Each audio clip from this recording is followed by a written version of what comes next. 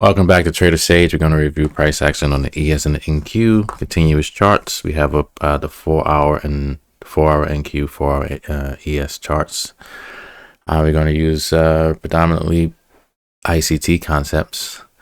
I, for one, appreciate both the qualitative aspects. That would be your price action reading, and the qualitative aspects of reading price action, and that would be like your indicators, whatever indicator you choose to use or not use. So just have to realize that there's far more than one school of thought. Everyone can be right at the same time.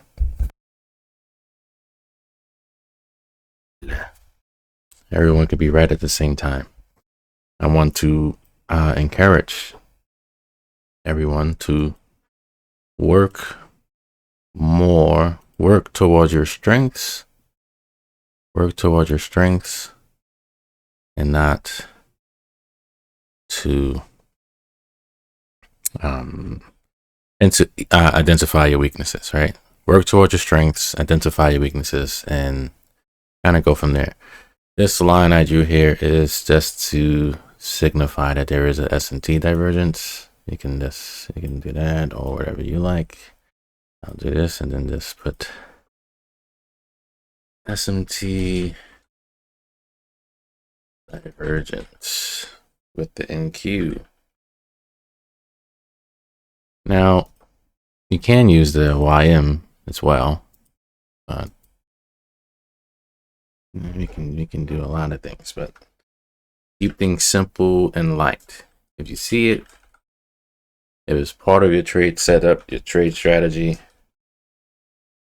then follow the rules, man. It's all you should be doing, is following the rules. The rules, especially if the rules, you design the rules. If you design the rules, then what are you doing, right? The best time to think about winning is during practice, right?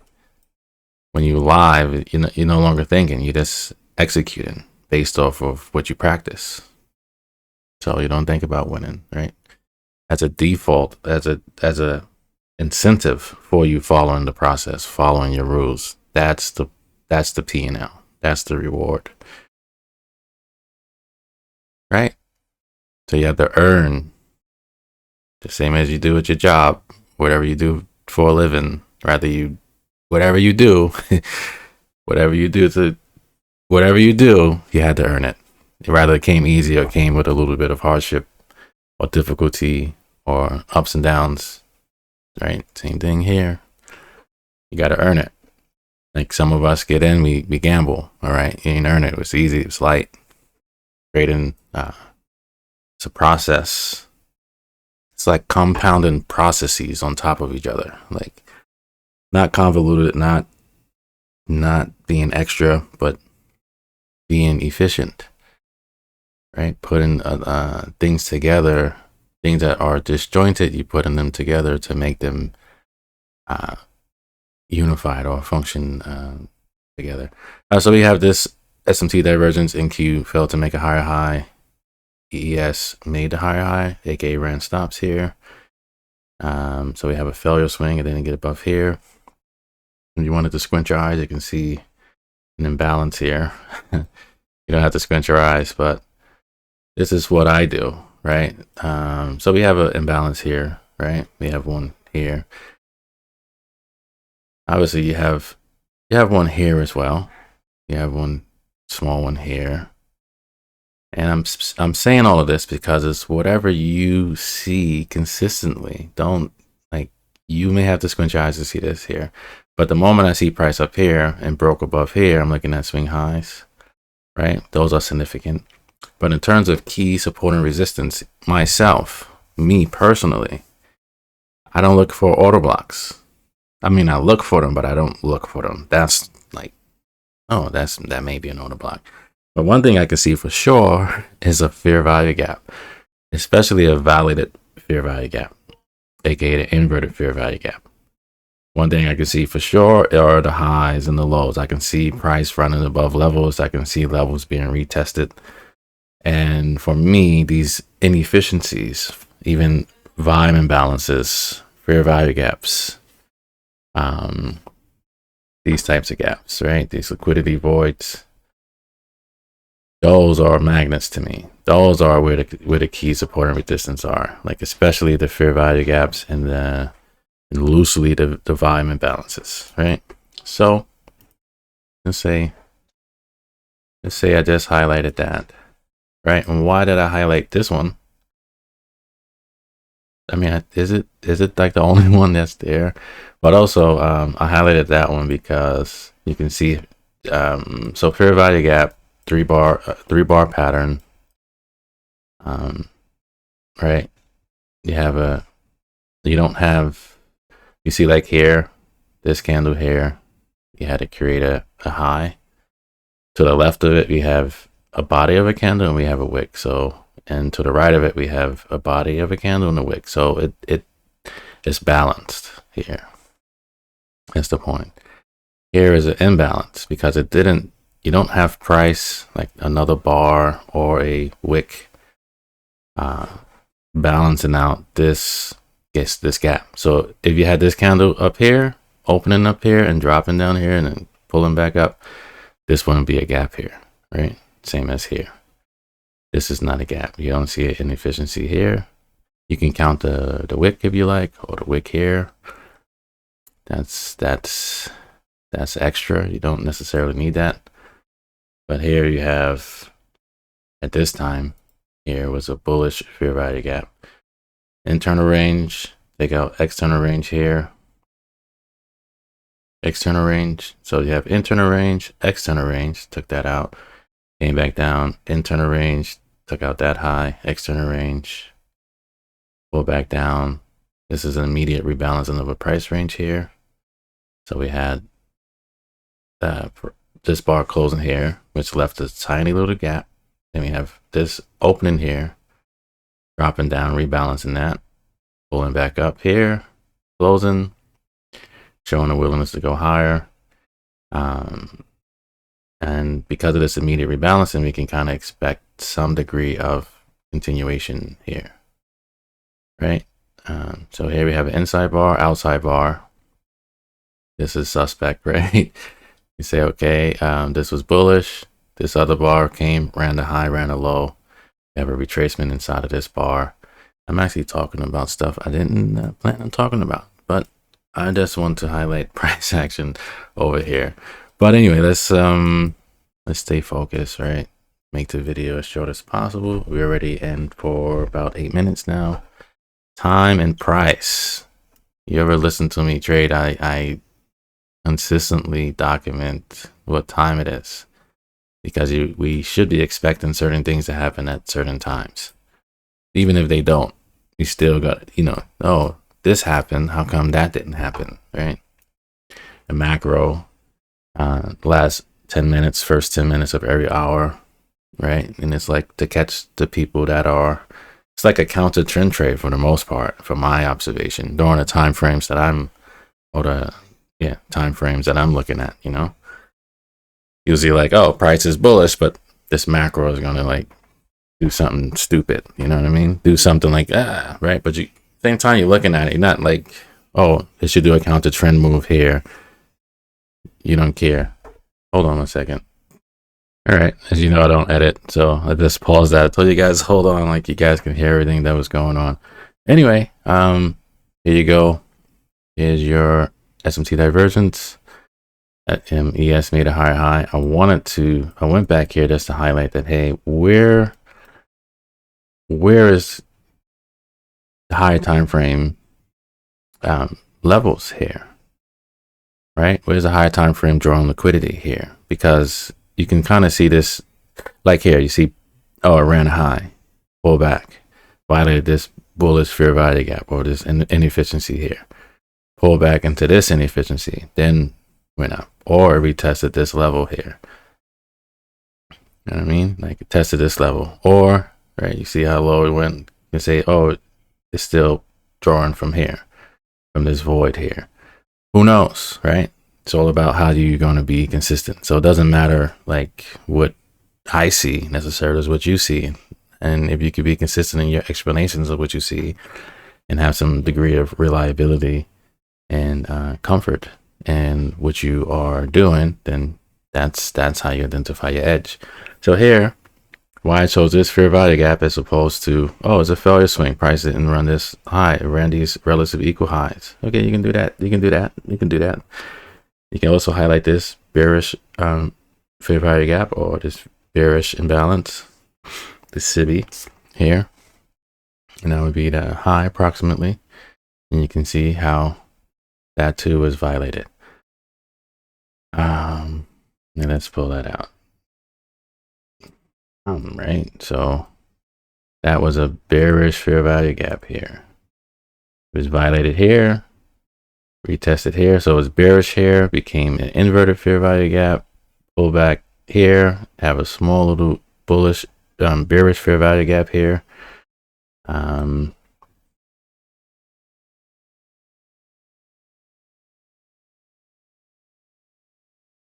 Right. We're going to focus on the ES, obviously. Just want to highlight that it's twofold, right? This, prior to the move, we have an SMT divergence with the NQ.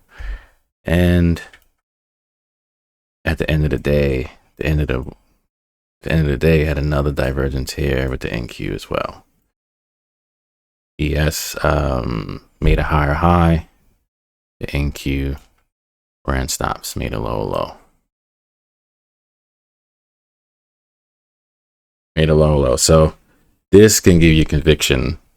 This can give you conviction that price wants to go higher, right? So kind of ran higher, ran back into this bearish fair value gap, or this void, which is like a new week opening gap.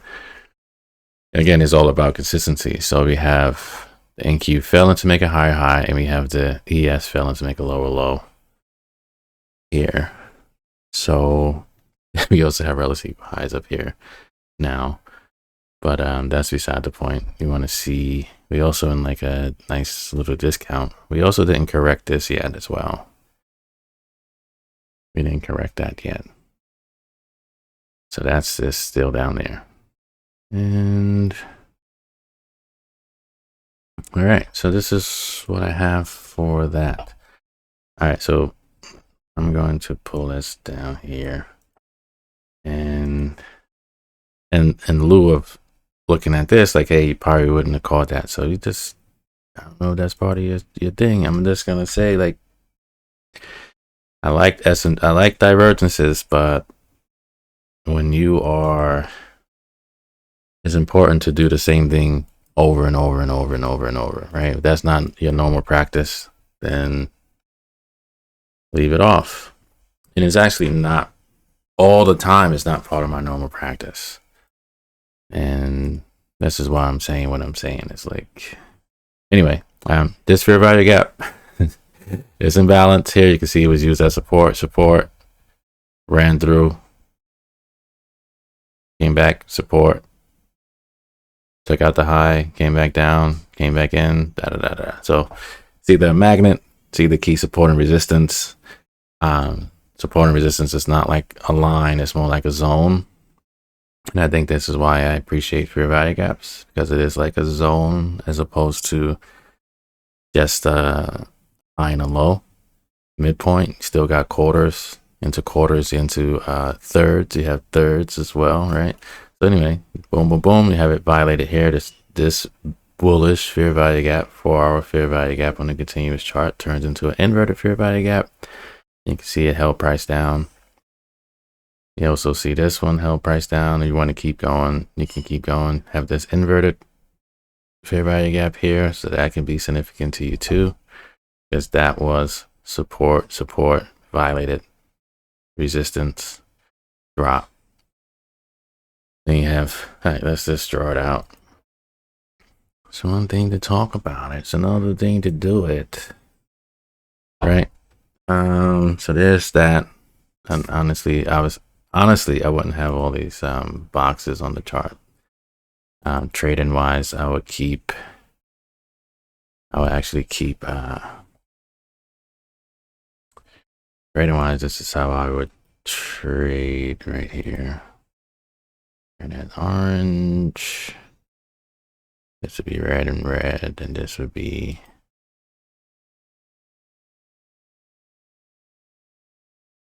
All right, and here, because you're looking, this is how.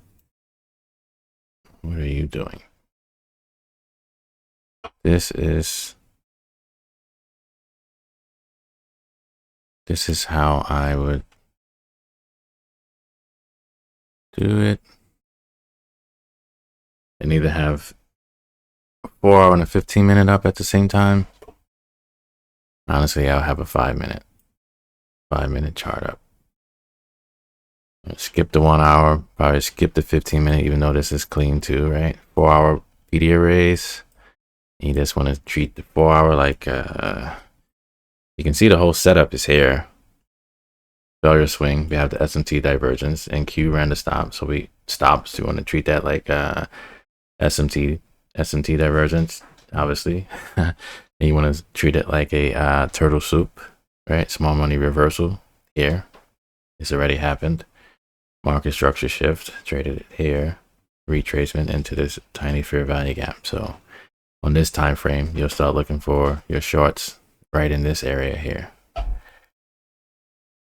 4 hour. Like, obviously, you could take this short here once it hit.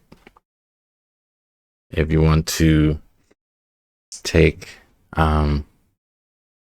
low risk, high probability setups, then you're gonna look in this area here. So let's see.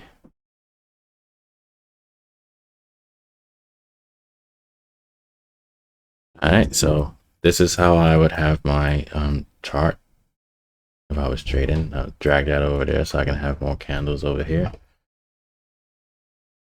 And right, so boom. And again, we're looking for shorts in here, right? We're looking for the low risk, high probability entry based off the 4 hour chart. So we low key like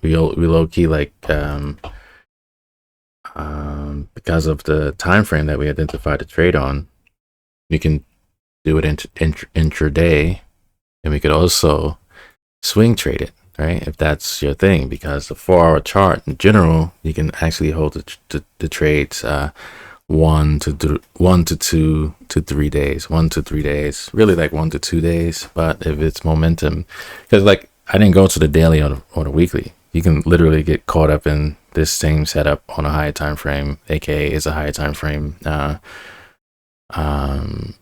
institutional order flow. So that may bring prices lower, but I only start on a 4 hour, so I should treat it like it's a 1 day to 2 day trade. But obviously it can keep going. It can keep going because it may be a higher time frame setup above the 4 hour. But that's all I wanted to say there. So right in here, so we have the high of the week on Wednesday.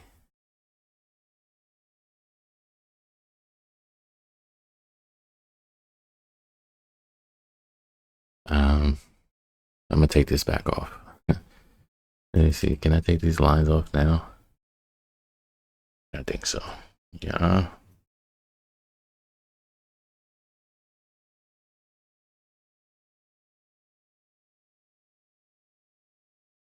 All right.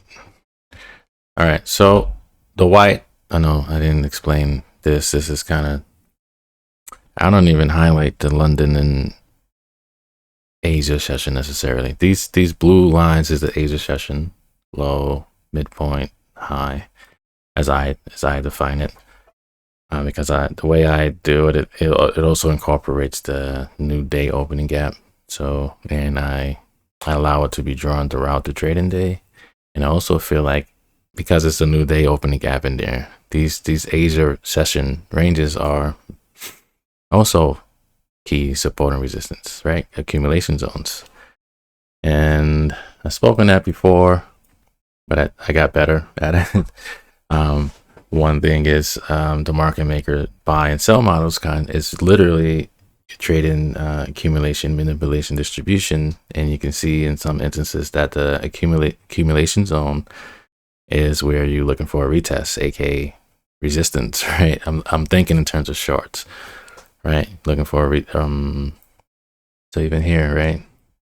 Price broke below here. You can say, oh, I ran this low, it ran that low, traded into this gap. But really, the Asia zone, traded, retraced, and look, it's two of them like stacked up. Anyway, you can see here the low of the Asia range. Boom, retest, couldn't hold above it, right? It's accumulation zone in general, right? You can just say that, hey, you don't like this whole thing being in the range, and maybe just choose this one. Or you can say, hey, you could have chose this one and say, oh, price is trading, knocking his head. Let's see what happens. Then it retests here, because now you have a consolidation here now. I don't know, man. Whatever works for you. Anyway, I like the fact that in general you can kind of ignore. I want to say ignore. You want to like obviously previous day's low, previous day's high. This is the pre-market high and low, so it's there, right? So it's not ignored. It's just not paying much attention to it, because you can trade the electric trading hours, or you can trade the regular trading hours, and that's going to take all this out. So you can, when I say ignore, you can treat that like a gap that needs to be filled, right? Because this is where I left off at the previous day. It should still be there, and then boom, and then kind of reclaims all of that during the trading day. Then kind of trades above again the Asia high or the pre-market high, and holds into, and this is all during the next day pre-market or after hours. Held this level, and what it did, came back down into the previous day's range and stayed in there. Just played around. There you go, flirting above the high of Tuesday's high, of Wednesday's high here. This is how I see it. Anyway, we're looking for shorts here because price traded into here. Could have just entered here. But you want to see, do I have a setup here? And you have a bearish fair value gap here. You have an inverted bullish fair value gap. You can say this is a breaker as well. High, low, higher high here. There's a lot going on here that supports shorts, right? And however you see it, you can see this as the smart money reversal here, because again, we're looking for shorts here. So this would be like a smart money reversal after taking the Asia high. And it's still inside the previous day's range in totality, right? Which for me will say, okay, so we have displacement, right? Here, you have a retracement, another market structure shift. Pullback, you can call that a break in market structure or run on stops. Retrace back into, where are we? We are here. All right, see, came back down into this inverted bearish fair value gap. And that's your support. Ran back up, took out the relative equal highs. Retest here. Where are we now? See, like right here still. We on this candle. Ran the high, boom, took out the high. And you can see this is like the buy side of a market maker model. And this is the 15-minute. I'm gonna step out for a second to the 1 hour. And now it looks much more like leaner, right? And here's your whole setup still. Bearish fair value gap. Here is, so you have run on stops here. Here's your market structure shift. Here, retracement. Didn't pull back into the imbalance. Like for me, that's a condition, but you have an inverted fair value gap here. So this short is a legitimate short. Now, it would still be a legitimate short. Then you may think, oh, how come it didn't keep going down, right? But it went below equilibrium here. Went below equilibrium at that price range. There you go, right? Equilibrium, boom, boom, into this bullish fair value gap. So one, push up, higher into this again, ran stops, and got stuck here. So this would be your this would be your again your low risk, high probability entry here, just off of this time frame, after 1 hour. So you don't have to go. You don't have to go to the 15. You don't want the daily, the intraday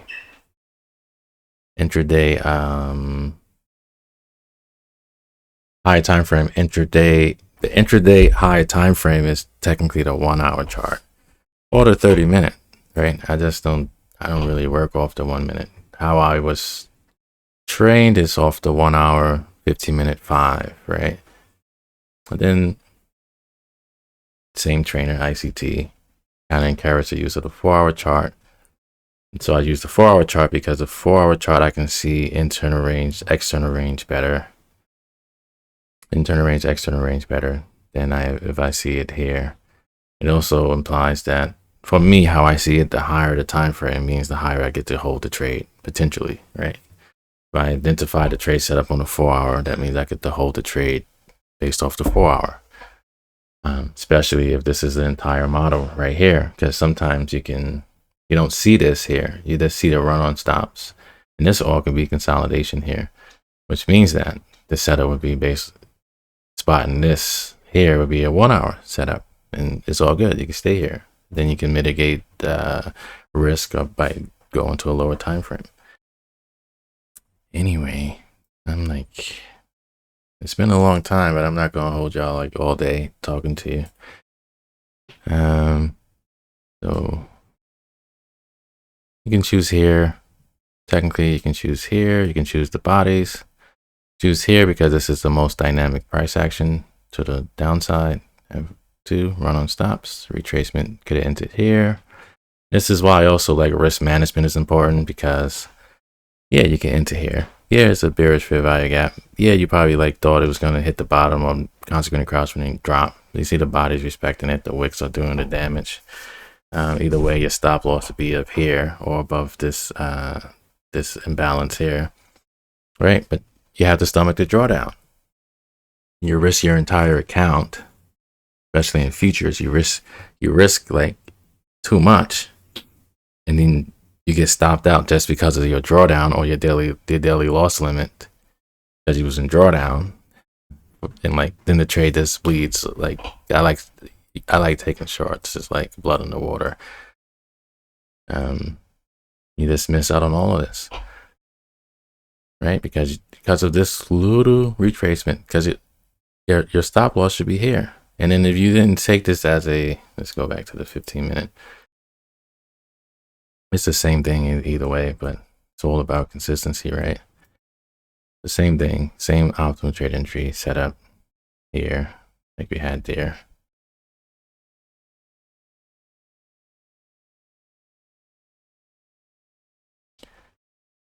So if you weren't, let's bring back the circle.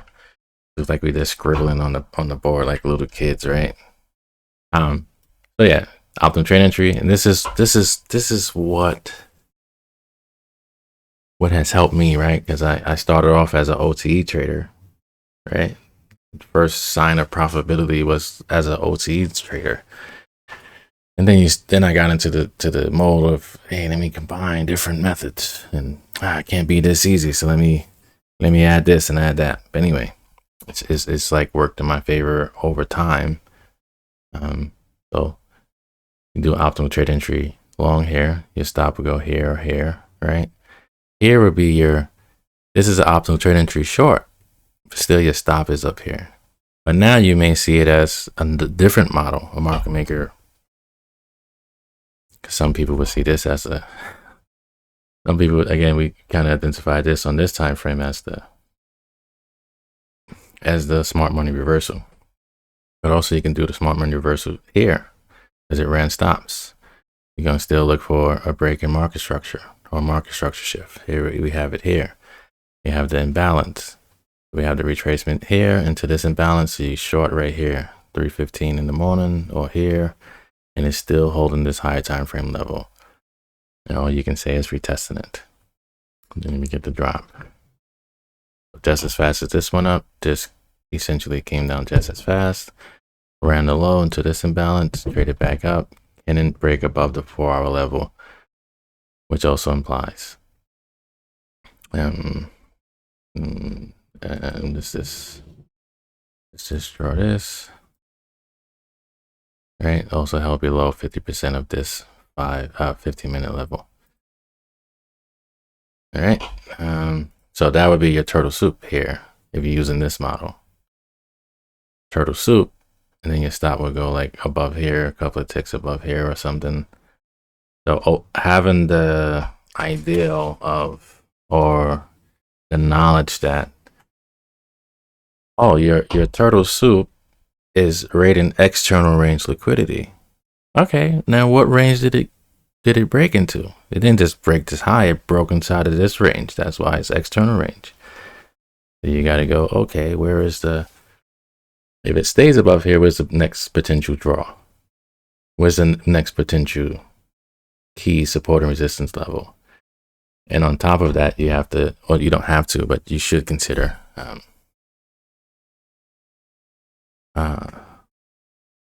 like what's the next draw on liquidity? The next draw on liquidity up here, high time frame level like this, and where would you place your stop? What level? Where should price not return back to? Right, that's really where your stop loss would go. Right, you don't want to put it up here and risk. This means that your position size would be lower, as you should risk the same amount per trade, based off your, especially you are using like your EV, expected value per trade. Anyway, so we've discussed this optimal trade entry long. We discussed a 2022 model here, short. And let's take that back off. This one, I gotta make these things lighter because this is getting crazy. All right, so we know right now that every PD array on the screen is based off of the 4-hour time frame. So any other PD arrays here would just be for intraday entries, right? These are support and resistance or draw on liquidity, and then you can enter based off of that as well, like we discussed here. Or you want to look for individual setups here. So we have the same model here over here, right? Smart money reversal, aka run on stops, break into external range. We have a bearish fair value gap violated here, inverted fair value gap. So just to show you, I don't want to do that. I was going to delete it, but I'm going to highlight this, drag it out. See, you get to see, boom, same principle as over here. And you have price and the same model here, high, low. So we have the high, we have the low, we have the retracement into an imbalance above 50% of the range. That's the model. That's the A+ setup. And then we can literally treat it. All right, this is the range. Here's one standard deviation of that range. Here's 2, there's 3, and there's 4. And it just keeps going. Let's see, because I'm curious now. So there's 5, 6, it's 9 standard deviations. 9 standard deviations of that one range, and because it's based off the 4-hour chart, that's why we actually, so this setup occurred during the pre-market, aka it occurred during the London session kill zone, and pre-market still consolidation break. And here would this be a continuation during normal equities opening. This be a continuation. do this, rebalance this, and then dropped. So that would be that. We have other opportunities here in terms of optimal trade entries, but so we have that. We have price failing to go above these highs, obviously. Ran the previous day's low, the pre-market low. Ran that here. You can see it retested that daily level, previous day's low, right? Previous day's low. Ran down, ran Tuesday's low. Ran back up. And you wanted to, like, even if it didn't offer resistance, like up here, for example, you still say, okay, that's an imbalance. It could be inverted now. Just look at it. That's for me. I'm looking over there. Like, can I hold it? Can't, like, into this long here. Oh, it ran Tuesday's low. Okay, I'm looking for longs here. I'm looking for longs on Thursday right now. Then I'm looking like, yo, right here. What is price going to do? Because you're looking for support and resistance. You say, okay, this relative equal lows here. Yeah, that's cool. It was already tested here, broken. This is obviously on the radar, but then this would be on the radar too. Because what did price react to right here? Immediate rebalancing. That's what it did. Boom, then drop. So that's Thursday. I'm about to end this because I am like, am I like everywhere? I did this with someone before and they were like, yo, bro, what are you talking? They would ask me like how come I didn't show them a setup? They asked how come I didn't show them a setup. I don't feel like ICT when he's like, I gave you one setup for life, one trade setup for life. He didn't tell you how to execute it. He just told you where to draw on liquidity, where can you expect price to go intraday, or during those specific time frames. One trade setup. I don't have to tell you the trade setup. I just gave you multiple opportunities where you can identify your trade setup. Doesn't matter. Shout out to bro though. Everybody's different. I accept that. And the screen dimmed out, so let me fix that for myself. Ooh, bright light. All right, boom, right? All right, so we have this 4 level holding price. It's nice. And I'm on a 5-minute now. And why did we come here?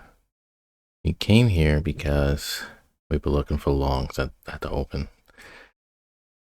Because price, we're gonna have to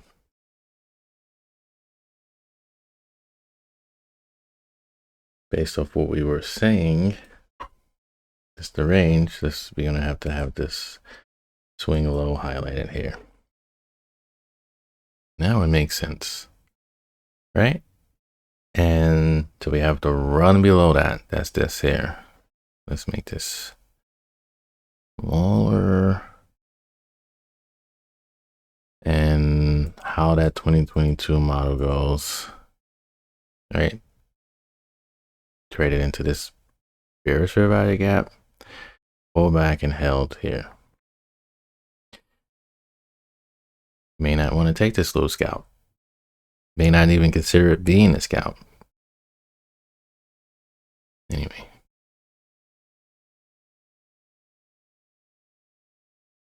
And there we go, right? 4-minute chart. Have a run up here, inverted bearish fair value gap. Boom, it failed. But it's still good money because you're looking over here. Let me tell you. You're going to look over here because this wasn't in balance here. You're going to go here. What level would price need to trade to for that to be rebalanced? That's here. So that's actually the level here. Or this. That wouldn't really. It already did that. So yeah, you're looking at that immediate rebalancing. Is it going to immediately rebalance and continue lower? Right. or is it going to go higher after running stops? Then you will look for, if it ran stops here and created a high and a low, right? Because you don't have why you don't have conviction that this may want to go higher. It didn't break market structure here. And it would have to go up with some type of enthusiasm, right? Some type of momentum, some volatility. So order flow here is still bearish.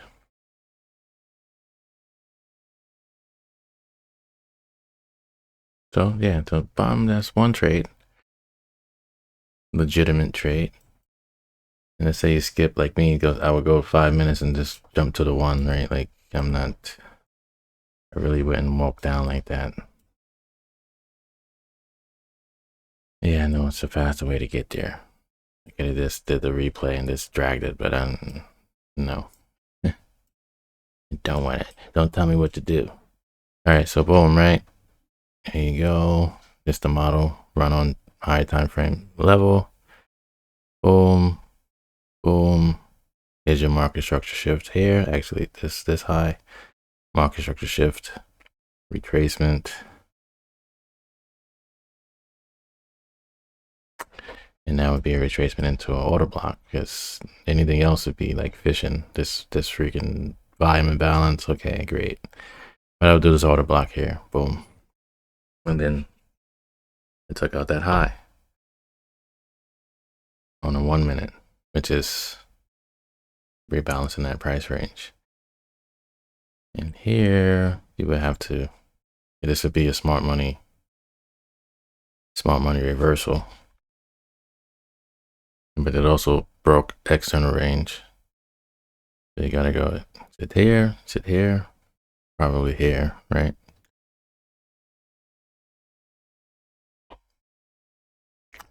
In terms of OT entry, where you think price may not want to go. So I don't have as much conviction for here. So I accept this one. And that's your entry, intraday, from discount to premium. This is your discount in sweet zone. And this is your short. Before the day closes. Actually, before the AM session closes. Then it continues to about 1.5 standard deviations.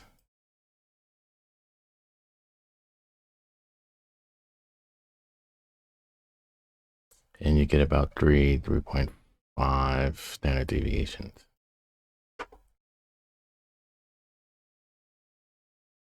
Right? Valid. So I don't know what this was about. This was fun though. Some structure there. A lot of structure. It's like small intraday setups within setups, right? This one here would be nice, right? But anyway, it's been 43 minutes. I know people don't have good attention spans, including myself. You can see, hopefully there was some benefit here. Otherwise, see you next time.